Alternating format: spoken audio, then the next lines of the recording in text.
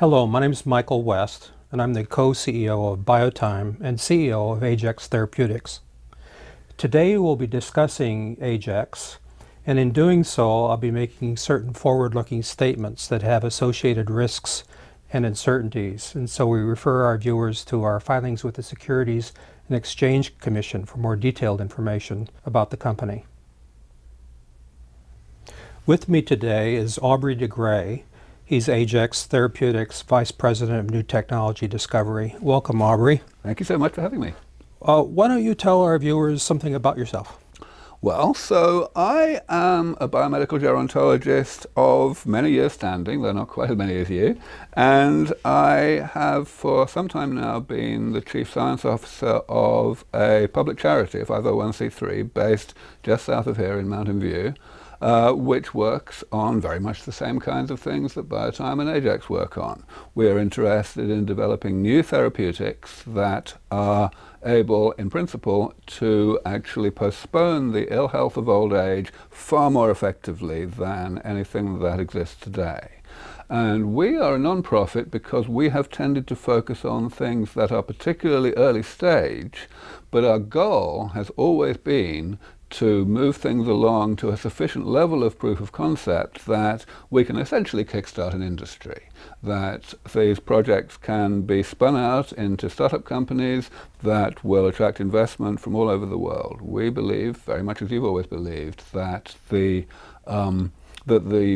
anti-aging industry based on technologies that really work, which is what we're trying to create, is going to be by far the biggest industry of all time. And so as we now get to the point where these projects, these research programs are getting to that point, it's an extraordinarily fantastic opportunity for me personally to finally be working personally and officially with you rather than just being friends as we have been for 20 years. Right. I think that, Mike, you've occupied a really pivotal role in the anti-aging world for a very long time as by far the most effective advocate of true anti-aging research within the private sector. And I feel very proud to have been able to bring other projects forward so that they can complement in the private sector now some of those things, and working directly with you in AgeX is going to be a very big part of that. So that's the SENS Foundation that you were speaking of? SENS Research Foundation, that's right. We're a relatively small organization. We only have a budget of about $4 million per year, but we use it pretty efficiently. We have our own headquarters and laboratory in Mountain View where we do some of our projects, and we also fund work extramurally, so to speak, in places like the Buck Institute up in Marin and also in various universities. And so your involvement in AgeX is as a part-time employee, a 30% time employee? Right, yes. My primary role is going to continue to be as the Chief Scientist at SENS Research Foundation, but I believe that having this dual role will further emphasize and accelerate the pipeline, so to speak, the ability of SENS Research Foundation to exist as the kind of engine room of this industry. Of course, there will be no formal association between SENS Research Foundation and AgeX in the sense of any kind of pipeline between the two, because that would actually contravene 501c3 rules. But the emphasis that it gives to have the personnel overlap is definitely going to, I think, emphasize how strongly this whole technology, this whole body of technology is moving into the private sector in a manner that investors can really take seriously now. So you've been in the field of aging research, as we say, gerontology, for quite a while now. Why is now the right time in your mind? I mean, there's a sense out there, more than a sense, that we're on the verge of a revolution in biotechnology and medicine, focusing on the problems of aging. Why now? People have been growing old for a long time. This is certainly true, yeah. I mean, and I think for, since well before we were born, there have been people like us who have understood that aging is ultimately the world's foremost medical problem, and therefore the world's foremost problem, period. However, of course, the phenomenon of aging is such a fantastically complicated one that progress in actually understanding it well enough and figuring out a sufficient variety of ways to manipulate the body and so as to postpone the ill health of old age, that's been a big, big challenge. And each of us in the field at the coalface have been seeing the incremental advances that scientists are making, and we've been excited by that ourselves. But at the end of the day, the real answer to your question, the reason why now is the time, is not an answer that we as scientists are giving, it's an answer that investors are giving. Investors have a particular sense of how long a timeline to actual products, actual profitability they want to be interested in. And we are now in a position of succeeding, people like us at Sense Research Foundation and of course you yourself, succeeding in demonstrating to investors in rigorous ways that many of these technologies are actually at that point. I used to live on the East Coast, and they talked about nor'easters, the perfect storm. Two storm fronts merging together. And it seems to me there's two forces at work here. One is this surge, this tidal wave of the baby boomers, some 76 million Americans, causing this upwelling of demand for the problems of aging. And the second, though, is the power of medical technologies to address complex problems like aging. Back in the 60s, some of us remember President Nixon declaring war on cancer. The problem was medical research didn't have the tools, really, back then, the molecular tools we have today to decipher the riddle of cancer. Mm-hmm. But if today, we had a president declaring a war on cancer, I think there's a consensus, don't you think, that we could really do something about cancer today, and are doing something about cancer, of course.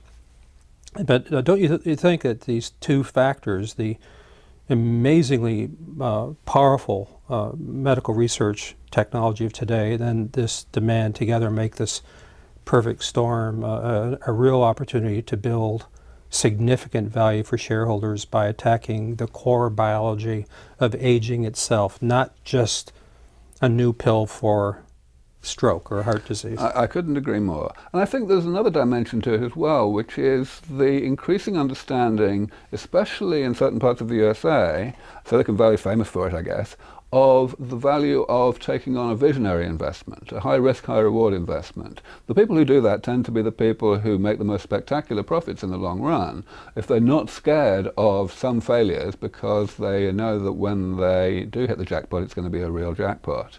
I believe that there is still, at this point, a challenge for many more conservative investors, more risk-averse investors, in getting into this field. But those are the investors that are not going to really hit the big bucks with this industry. The ones that are going to really capitalize 10 years from now, even 15 years from now, are people who have the vision to get involved at these early-stage companies, these early-stage technologies that are going to change the world.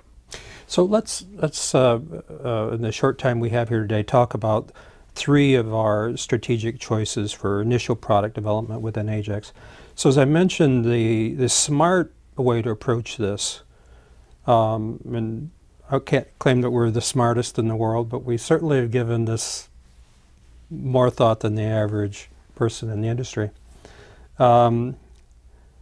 is going at the heart of aging itself, the central mechanisms of aging.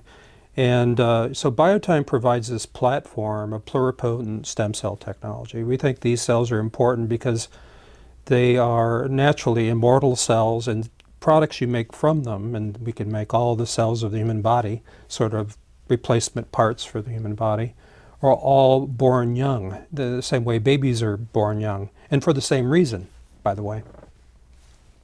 And so out of all of the over 200 diverse cell types we know we can make from pluripotent stem cells using our PureStem technology, which are the greatest payoffs, the greatest opportunities for aging and chronic degenerative diseases of aging, where some 80% of healthcare costs in the United States are currently expended.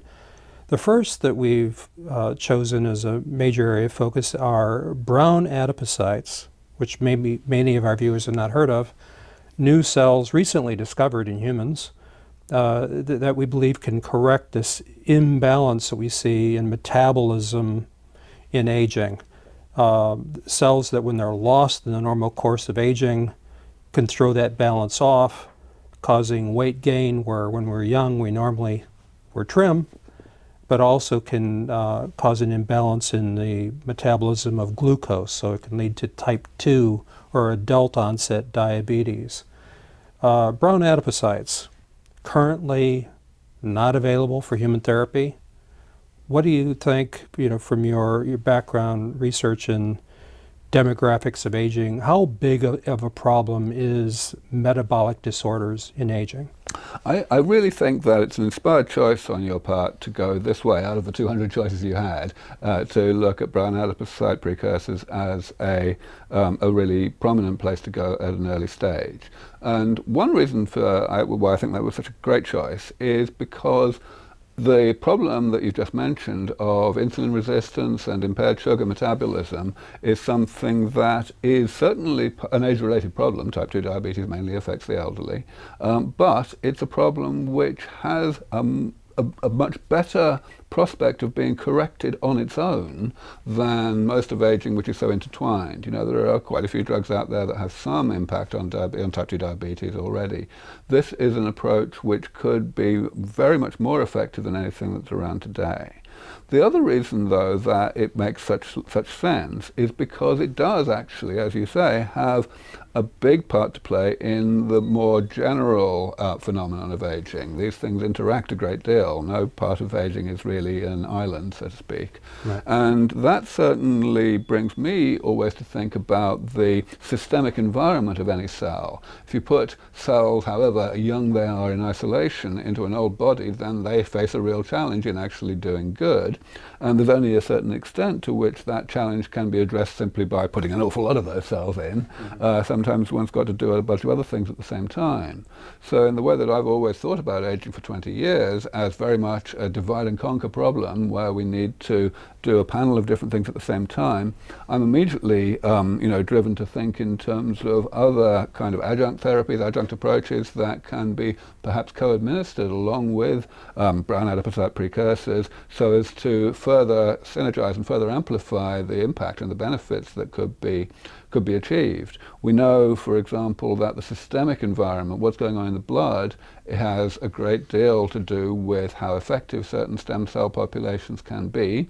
There's a lot of news, of course, all the time about the potential of young plasma, for example, to rejuvenate old people. And this is, very legitimate science. We've funded some of it ourselves. And I think that this kind of thinking, whether it actually leads to particular combinations of products in the end, is going to be the way in which we really solve the problem of aging in the next decade or more.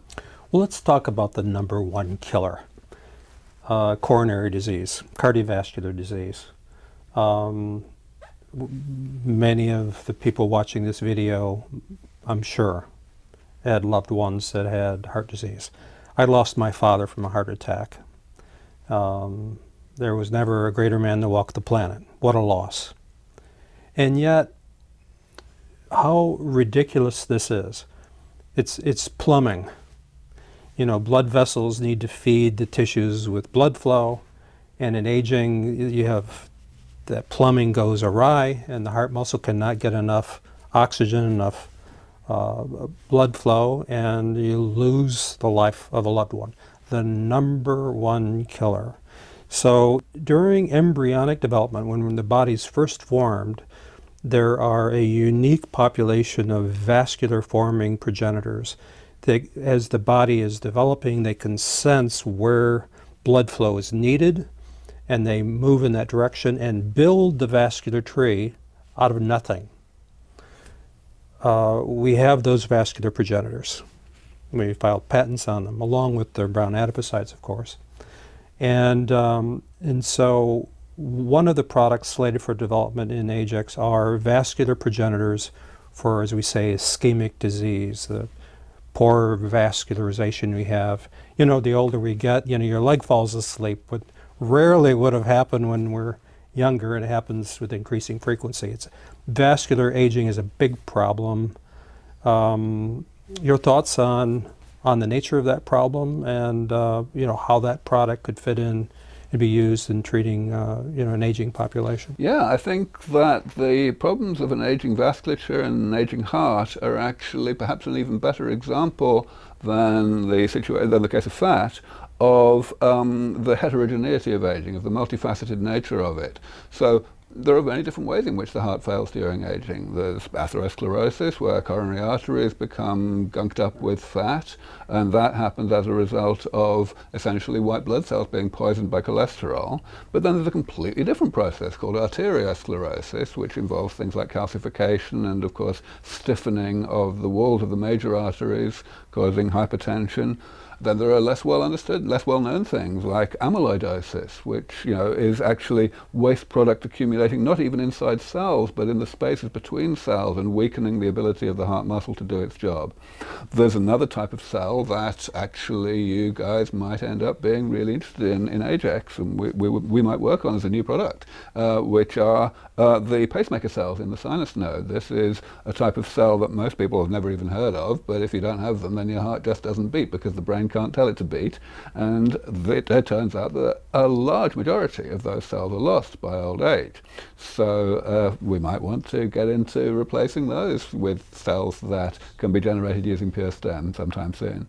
These are the kinds of things that I'm always thinking about in this area, and I believe that certainly getting a foothold in the vascular aging space is a very good decision for AgeX starting out. So much to talk about and so much to do. Such a great opportunity.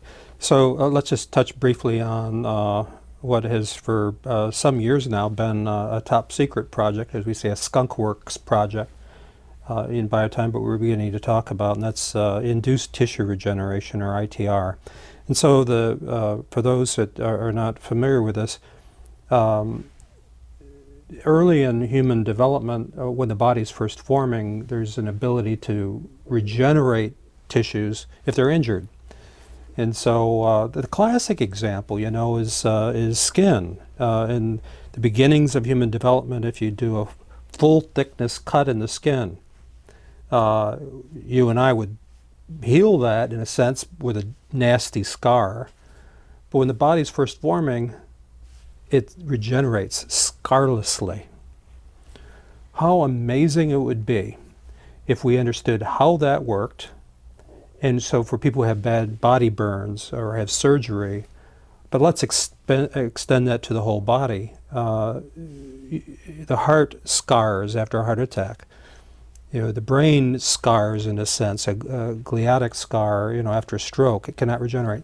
If we could unlock that ability to regenerate again, what a brave new frontier that would be. Of course, that's what we believe we've filed, what we believe may be the first important patent applications in this emerging field of medicine. Could you give our viewers some perspective on how you think ITR might fit into this toolbox for aging going forward? Sure, totally. Yeah. So ITR is kind of, in essence, a much more systemic concept than the use of individual pure stem-derived cells. And that certainly is an important contrast. But I think it's probably worth emphasizing that this does not in any way mean that ITR would be any kind of substitute for everything else. There's no way, I think you and I have always understood, that there's no way there's ever going to be one single treatment that will completely universally address all aspects of the ill health of old age.